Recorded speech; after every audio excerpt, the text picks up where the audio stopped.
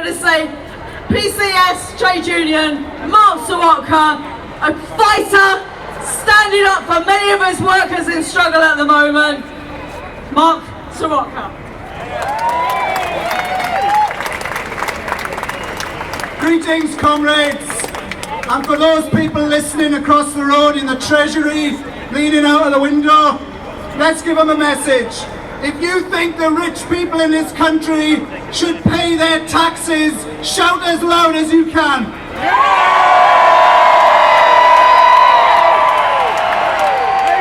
Absolutely right. What type of country do we live in? The rich people dodge their taxes while the poorest have their benefits cut. They don't have houses to live in, their kids can't go to university, and now our kids are going to be tested in school at 4. And when we see tragedies in the Mediterranean, people coming here for a better life are drowning and dying, and our country won't take people in. They are a shame to this country. If you believe we should say migrants are welcome in Britain, shout as loud as you can.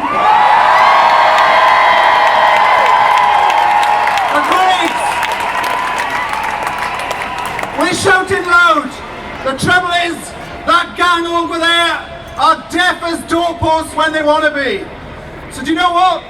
We've got to say on this march today, not just what's wrong with what they're doing, but what we are going to do to force them to change their mind. So let me give 3 suggestions that we can do. First of all, wouldn't it be amazing if everybody on this march registered and voted for Jeremy Corbyn to the Labour Party? Now,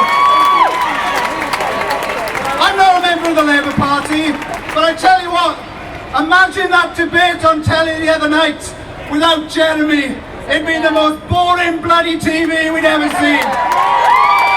So if tens of thousands of us pay you £3 and register, maybe we can have an anti-austerity voice at the top of Labour, like we've had in Syriza and Greece. Now then, the second thing we should do is we should ensure that today is followed up quickly. Imagine if we had marches like this in every town and city in Britain, often at the same time, with hundreds of more thousands of people being involved. It would show them that we are not going away. And the third thing we should do is this: recognise that in Britain today, there are still 6.5 million people in trade unions. So why don't the unions strike together and stop austerity in its tracks? And you know what? When they cut our pay, they cut our jobs, they force our kids into poverty, when they see people die who should be getting benefits, if you can't strike together when that's happening, you will never do it. And imagine the power we would have if we all stopped work at the same time. We could turn this government back and we could stop austerity. So I'll leave you with this story.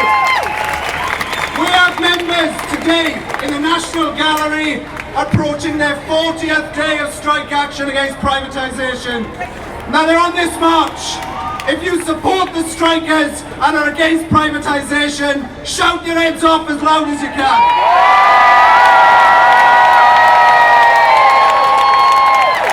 And here's the final thing. Some people say that we march and campaign but we never win.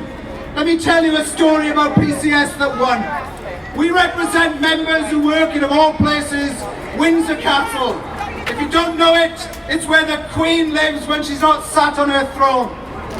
Now in Windsor Castle, our members didn't get the London living wage and they were often forced to do things without any pay. So they asked us if they could have a strike ballot. And we balloted them. And 90% of them voted for strike action in the Queen's own house. And you know what? They didn't take 1 minute strike action. They had the living wage backdated 6 months, and they had pay rises between 4.5% and 7.5%. Now colleagues, if you can win in the Queen's house, Imagine what we can win if we march together, we strike together, and we say, get off your asses, pay your taxes, and look to the people of this country who really matter. Well done for coming, and have a great